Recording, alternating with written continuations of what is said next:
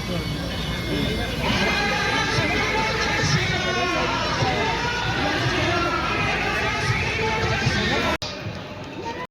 माननीय मंत्री जी आज की सभा को संबोधित करेंगे। माननीय राजनाथ सिंह जी, माननीय जिलाध्यक्ष जी से आग्रह है, आप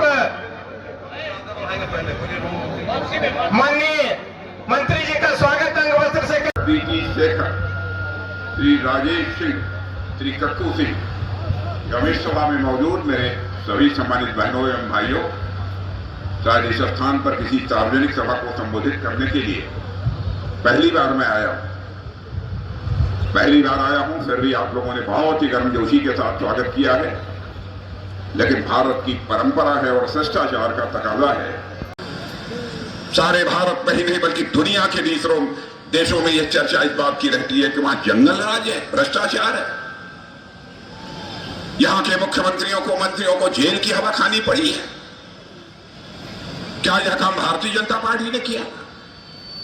समय में आप स्वागत कर देंगे। जाने के समय में भारत माता की जय, भारत माता की जय। हमारे बिहार सरकार के मंत्री श्रीमान हरीश सहनी जी, विधायक श्री पवन जी यादव, विधायक श्री ललन पासवान, जिलाध्यक्ष श्री संतोष कुमार, प्रदेश मंत्री प्रभारी अनिल ठाकुर, पूर्व विधायक अमन पासवान, नगर करता हूं, आप सभी का स्वागत करता हूं। बहनों भाइयों, आज केवल यही अपील करने आया हूं क्योंकि समय बहुत कम है कि आपका एक एक वोट भारत के भाग्य को बनाने वाला है। मेरे बहनों भाइयों, ये मत भूलिए। प्रचंड गर्मी के बावजूद देश को यदि बनाना है तो आपका वोट निश्चित रूप से उस दिन मतदान केंद्र पर पड़ना चाहिए। यह मैं आप सबसे अपील करना चाहता हूं। लंबे समय तक कांग्रेस की हुकूमत आपने देखी है, यहां पर आपने लंबे समय तक आरजेडी की हुकूमत देखी है। बहनों भाइयों, इनकी सारी शक्ति इसी में खर्च हो जाती है। कैसे गांव देहात इनको पिछड़ा बनाकर रखा जाए। जब जब इनकी हुकूमत रही है, प्रदेश और देश की जनता को इन लोगों ने धोखा दिया है। जो सपना बाबा साहब भीमराव अंबेडकर ने देखा था, कर्पूरी ठाकुर जी ने देखा था, ज्योति फूले जी ने देखा था, उसको सचमुच यदि कोई पूरा कर रहा है तो महात्मा गांधी के सपने को भी कोई पूरा कर रहा है तो आज के भारत के प्रधानमंत्री नरेंद्र मोदी जी ही पूरा कर रहे हैं। कांग्रेस के लोग के मामलों में आप कैसे हस्तक्षेप कर सकते हैं? मैं दो टूक शब्दों में कहना चाहता हूं, मां, बहन, बेटी, नारी शक्ति, चाहे किसी धर्म, जाति अथवा मजहब की मानने वाली क्यों न हो, बहन भाइयों, हम लोगों के लिए वह मां है, बेटी है, बहन है। यानी उसके साथ कोई जुल्म होगा, सरकार बने या न बने, हम उस जुल्म के खिलाफ लड़ेंगे। उस जुल्म से माता, बहन और भाई को निकालने की कोशिश, बहन को निकालने की कोशिश करेंगे, चाहे वह किसी धर्म की मानने वाली क्यों हो। अयोध्या की धरती पर भद्र राम का मंदिर बनने से हमें दुनिया की कोई ताकत रोक नहीं पाएगी। और जब हम नारे लगाते थे, राम लला हम आएंगे, मंदिर यही बनाएंगे, तो लोग ये कहते थे लेकिन तारीख नहीं बताएंगे, ये हम लोगों पर कटाक्ष करते थे। बहनों भाइयों, उसका भी जवाब मिल गया। अयोध्या की धरती पर भद्र राम का मंदिर बन गया। बहनों भाइयों, रामलला की 22 जनवरी को प्राण प्रतिष्ठा हो गई। और आज मैं कहना चाहता हूं, रामलला अपनी झोपड़ी से निकलकर अपने महल में प्रवेश कर चुके हैं। भारत में राम राज्य का आगाज होकर रहेगा। भारत में राम राज्य का आगाज होकर रहेगा।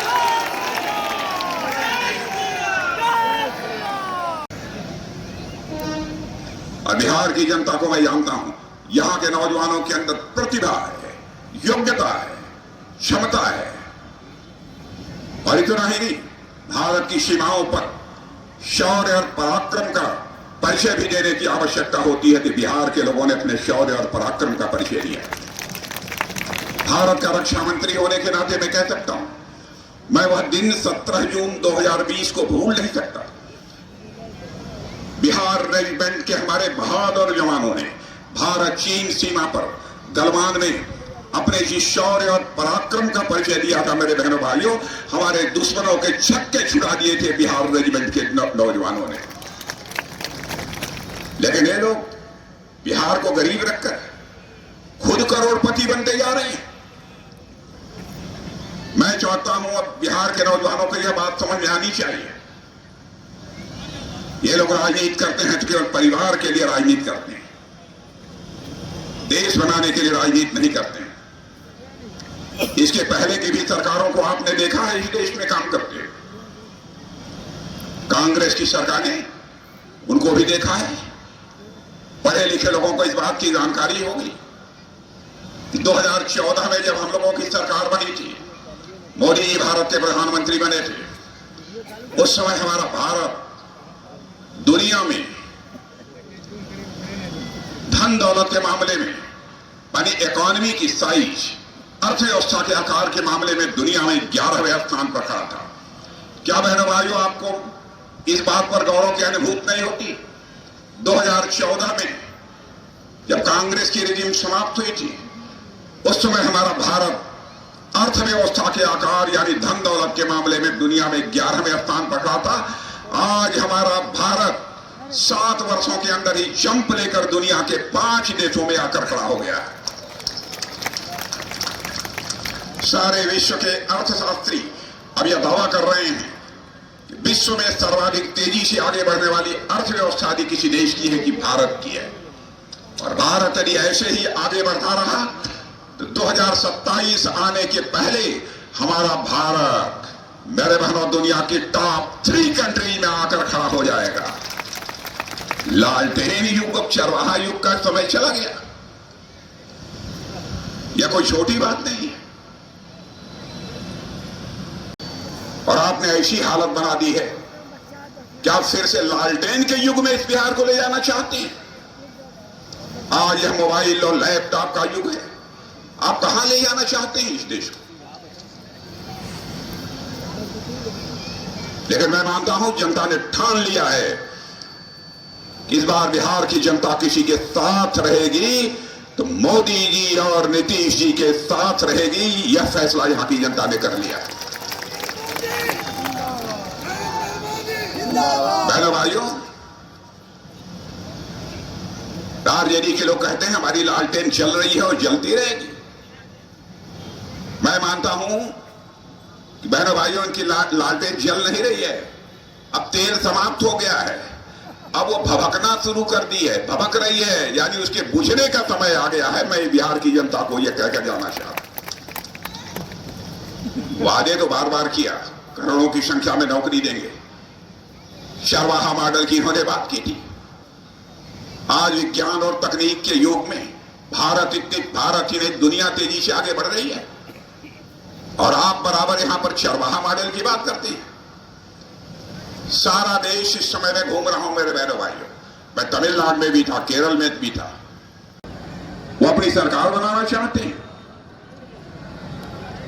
बहनों भाइयों, राजनीति केवल सरकार बनाने के लिए नहीं की जानी चाहिए, राजनीति की जानी चाहिए तो देश बनाने के लिए राजनीति की जानी चाहिए। मैं उन मित्रों को बतलाना चाहता हूं,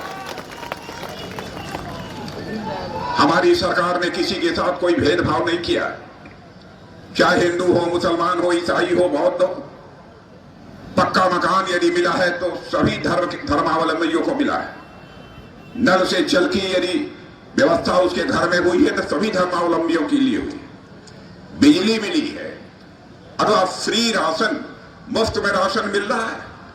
क्या मोदी जी ने धर्म के आधार पर विचार करके किस धर्म के मानने वालों को राशन दिया जाना चाहिए और किस धर्म के मानने वालों को नहीं? मेरे बहनों भाइयों, भारत अब कमजोर भारत नहीं रहा है। भारत अब दुनिया का ताकतवर देश बन गया है। हम किसी को आंख दिखाते नहीं, लेकिन यदि किसी ने आंख दिखाया तो उसका जवाब देने की भी हम कुवत रखते हैं। ऐसा भारत बन गया। हम जो कहते हैं वो करते हैं। मैं तो प्रेस के दोस्तों से कहना चाहता हूं, हमारे इलेक्शन मैनिफेस्टो को उठाकर देख लीजिए। जो भी हमारा वादा रहा है, जो भी हमारे कमिटमेंट्स रहे, हर कमिटमेंट को पूरा किया है। हम 1951 से 1951 से कहते चले आ रहे हैं हमारी सरकार बन जाएगी, जम्मू कश्मीर जिसे धारा 370 के अंतर्गत विशेषाधिकार प्राप्त है, हम उसे चुटकी बजाकर समाप्त करेंगे और आपने देखा करके दिखा दिया। आज जम्मू कश्मीर का वही दर्जा है। भारतीय जनता पार्टी का कैंडिडेट निर्विरोध चुनाव जीत गया। आगे कहते हैं लोकतंत्र के लिए बहुत बड़ा खतरा पैदा हो गया। बहनों भाइयों, आप उठाकर देख लीजिएगा, मोबाइल पर सारी सूचनाएं आपको मिलेंगी। और मेरी बात गलत हो तो मुझे कंडम करना, मेरी निंदा करना।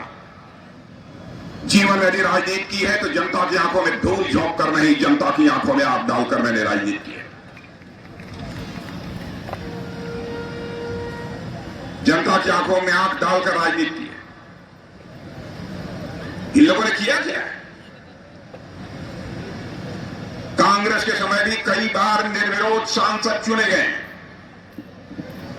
उत्तर प्रदेश में तो 2012 में ही समाजवादी पार्टी की कैंडिडेट डिंपल यादव निर्विरोध जीती थी। अब बिना आधार के सूरत में हमारा कैंडिडेट यदि निर्विरोध जीत गया तो आप हंगामा खड़ा कर रहे हैं। बहनों भाइयों, आपकी आंखों में धूल झोंक कर यह सरकार बनाना चाहते हैं। देश को बचा लीजिए, यही कहने के लिए आया हूं। देश आगे बढ़ रहा है, आगे बढ़ने की इसकी गति धीमी नहीं पड़नी चाहिए। यही आप सबसे अपील करने आया हूं। यदि मैं भाषण समाप्त नहीं करूंगा तो मेरा उड़न खटोला उड़ नहीं पाएगा, इसलिए मुझे जाना पड़ेगा। इसलिए अजय कुमार मंडल को 3 चुनाव चिन्ह है, उसका बटन दबाइए, भारी मतों से विजय दिलाइए। आप सबको बहुत बहुत धन्यवाद। उसकी छुट्टी कर दी, कौन इसको इसकी इजाजत देगा? अब कोई करके दिखाए। हम राजनीति करते हैं बहनों भाइयों तो देश बनाने के लिए राजनीति करते हैं। भारत का मस्तक ऊंचा हुआ है दुनिया में। अंतर्राष्ट्रीय मंचों पर भारत पहले कुछ बोलता था तो दुनिया हमारी बातों को सुनती नहीं थी। आज यदि अंतर्राष्ट्रीय मंचों पर भारत कुछ बोलता है, दुनिया कान खोलकर सुनती है भारत बोल क्या रहा है, यह भारत की हैसियत बनी है। इसलिए मैं आप सबसे अपील करने आया हूं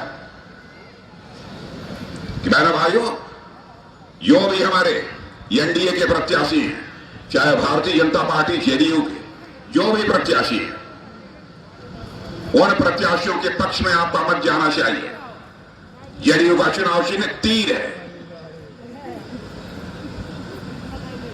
बहनों भाइयों, तीर का निशाना खाली नहीं जाना चाहिए। यही मैं आप सबसे अपील करने के लिए आया। हम भारत को एक विकसित भारत बनाना चाहते हैं। दुनिया के 3 देशों में तो 2027 को ही आकर खड़े हो जाएंगे। 2047 तक भारत को हम डेवलप्ड कंट्री बनाकर छोड़ेंगे। हम हिंदू मुसलमान इस आधार पर राजनीति करने वाले लोग नहीं, हम इंसाफ और इंसानियत के आधार पर राजनीति करने वाले लोग। अब इन लोगों ने नया सरूफा छोड़ दिया कि हम अब संपत्तियों का सर्वे कराएंगे। निकलना, संपत्तियों का सर्वे कराएंगे। काहे का सर्वे कराएंगे? ईडी सीबीआई ये पूछती है तो अपने संपत्ति के बारे में आप बताते नहीं। इक्वल डिस्ट्रीब्यूशन करना चाहते हैं, बराबर का बंटवारा करना चाहते हैं, इसलिए सर्वे कराएंगे। मत भूलना बहनों भाइयों, हमारे देश के प्रधानमंत्री रहे हैं डॉक्टर मनमोहन सिंह जी, मैं बहुत सम्मान करता हूं। उन्होंने कहा था एक समय 2006 में कि इस देश की संपत्ति पर, इस देश की चीजों पर पहला अधिकार यदि किसी का है तो इस देश के माइनॉरिटीज का है, अल्पसंख्यकों का है, विशेष रूप से मुस्लिम्स का है। कहां का इंसाफ है? मैं मानता हूं कि इस देश के पहला अधिकार यदि किसी का है तो पहला अधिकार देश के गरीबों का है। उनके उत्थान के बारे में सोचा जाना चाहिए, उनके विकास के बारे में सोचा जाना चाहिए। आप देश के टुकड़े टुकड़े करना चाहते हैं। बहनों भाइयों, चाहे जो कोई कुछ भी करे, इस काम को हम लोग किसी भी सूरत में नहीं करने देंगे। अब देखिए, आपकी आंखों में लोकप्रिय नेता, भारत सरकार के मंत्री का